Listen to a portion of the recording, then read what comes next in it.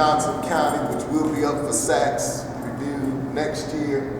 Y'all know when they come in and give us our accreditation, that thing, if you lose, your diploma's not worth the paper it's written on. She was on a committee, and that data notebook, when they come here looking for things. Now, the last time we did a SACS review, they did a district-wide. Y'all remember we had the little buckets and whatever they said we had, they had to come through, and as long as we had all the artifacts and stuff, then we were good.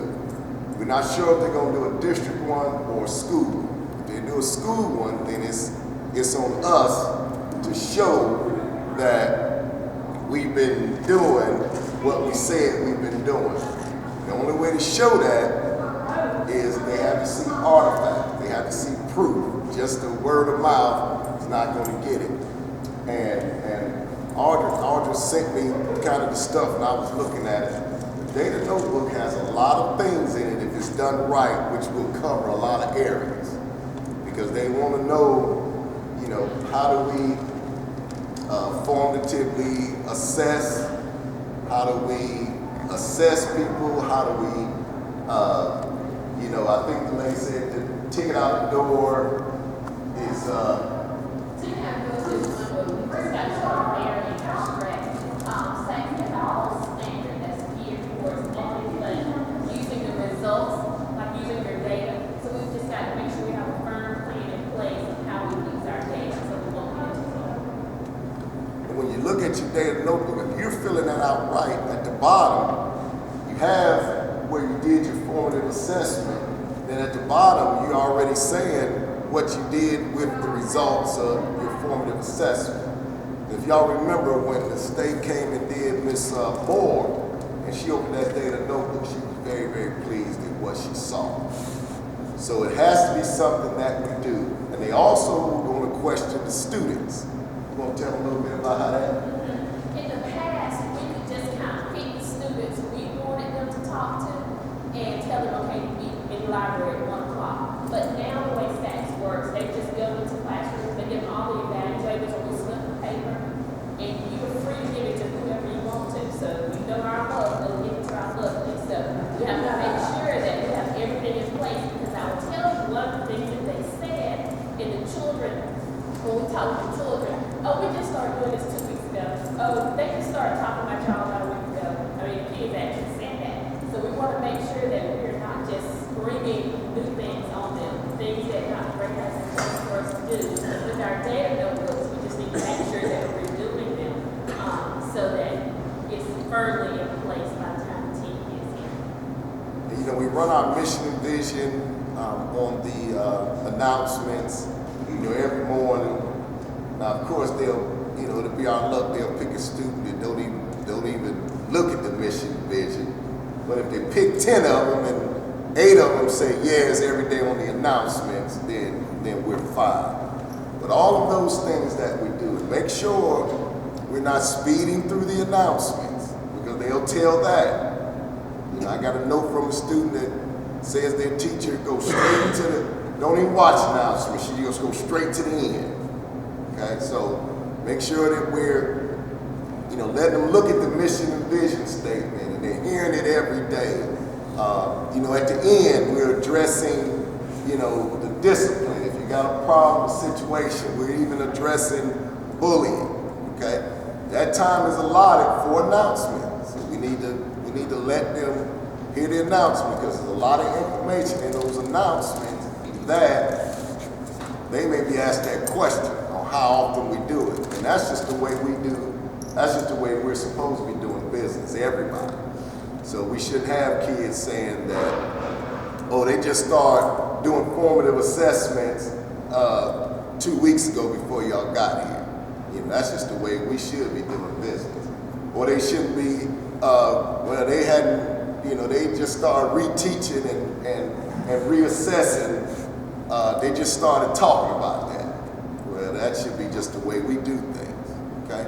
Data notebooks on that TEKS evaluation. You know, again, as a reminder, real briefly, that's our evaluation next year, okay?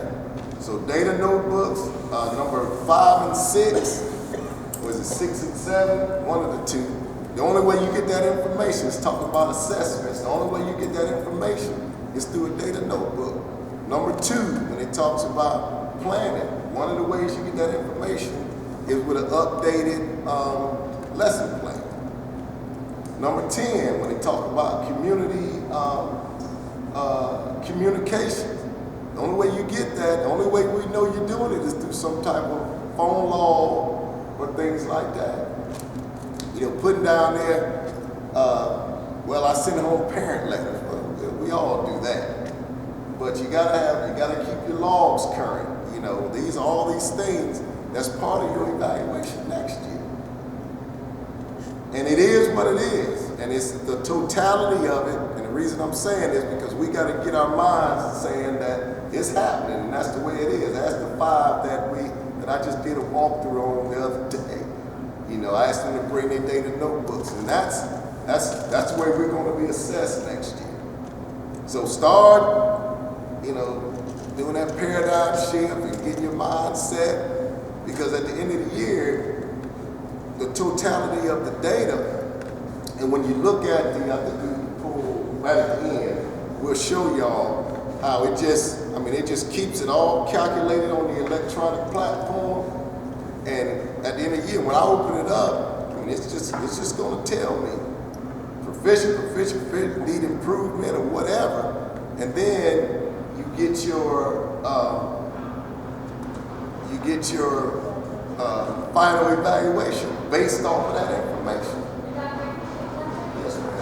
You talk about teach. This came out. I don't know if many of you know this, but professional learning is changing next year. In the past, you could get all of your PLCs for the number of sessions or the number of hours that you had in PLCs, and I'm turning it into GVAL. Well, that is not going to be like that next year. Next year, it's all going to be based on your TEKS. And so the plan is from the state that every teacher in here has to have an individualized professional learning plan. And so Angel's PLC will be based totally on her TEKS, and Lori's will be totally based on her TEKS. So we won't come together in groups like we have in the past as much, because everything is going to be based on TEKS. So that's just kind of agree with what Dr. Gray said. Everything is kind of changing. We've got to kind of change our mindset and how things are doing. And two unsats on the TEKS, which is, you know, it's not subjective anymore. It is what it is. If you've got your data notebooks, then you get proficient. If you don't have it, you go from needs improvement to, what's the other one? Needs development to Yeah, it goes from needs development to ineffective if you don't have it. And then it is what it is. Just like with me, with the leaks, it is what it is based on, you know, how we do as a school. So, you know, that's taken away. So just make sure we have that stuff, because if you don't have it, you just don't have it. At the end of the year, if it's unsat, it's unsat. If we get 2 unsats, then the PSC don't renew your certificate. So we got to wrap our minds around this thing, and that's the evaluation. Not just y'all, me too. Y'all's elites, I'm TEKS. If I get 2 unsat with me, they can walk in here right now and say, listen, we going in another direction. Y'all more safer than I am, because I don't have tenure and all that kind of stuff. If they walked in that door right now and said, we get a new principal, I'm gonna go up there and I just gonna pack my stuff. Okay, but with y'all, it is a little bit different. But 2 unsats mean they don't renew your certificate. Okay, so that's why we got to really start getting our minds wrapped around what the requirements are and what's going on and everything. And y'all know we just like to keep information in front of you. All right, but next year this is our evaluation system. So make sure you're doing your formative assessments. Make sure you're in the habit of putting that stuff in there. That data notebook has streamlined. As you know, we've covered a lot of things that if we do our data notebook right, it covers all those portfolios, it covers all that stuff. Okay? Plus it gives us the required information that we're, as far as our artifact that we're required to have. So we do have that coming. We do have our SACS review coming. We did do our little gaps walkthrough. I don't think there were any surprises there. You know, we still need to keep working on differentiation. We still need to keep working on, you know, different things as far as that's concerned. And that's stuff that we can talk about.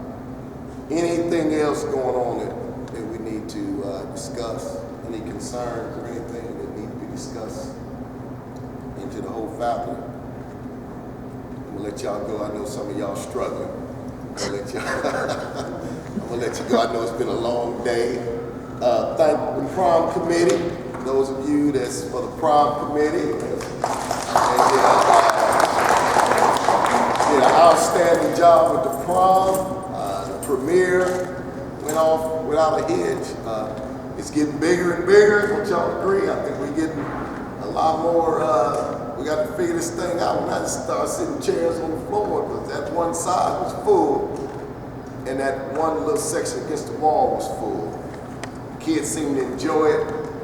Good food, good dancing.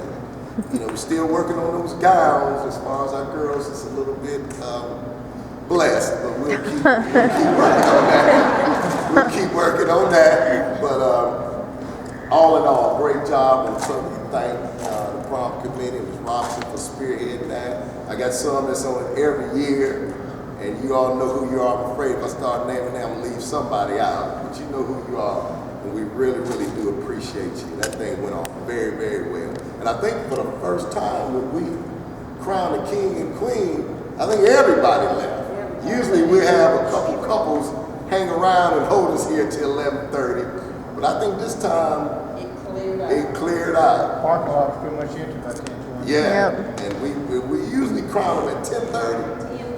10, between 10 and 10:30, we crown them at 10. And when we stuck that crown, then their attention shifted. But they had a real good time, good food, very, very nice. Anything else? We good on it? All right, thank you for your time.